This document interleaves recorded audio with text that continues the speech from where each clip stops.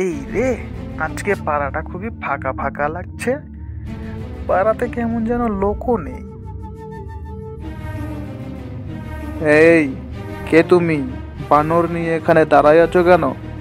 আমাদের পাড়ায় কি করছো এসে? ক্ষমা করবেন হুজুর, আমি এক মাদারি। রাস্তাঘাটে কার্যকলাপ দেখে আমি রোজগার করি। আমার এই বানর খুবই মায়াবী। আপনি যদি একটা হাত তাকে দেখান, তাহলে সে আপনার ভাগ্য বলে দিতে পারবে।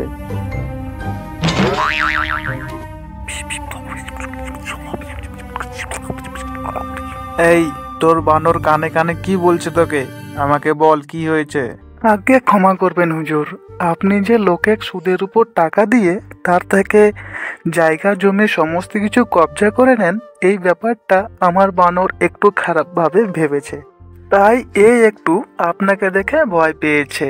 এতে আপনি কিছু মনে করবেন না দয়া করে। কি এত বড় সাহস আমাকে শয়তান বলা!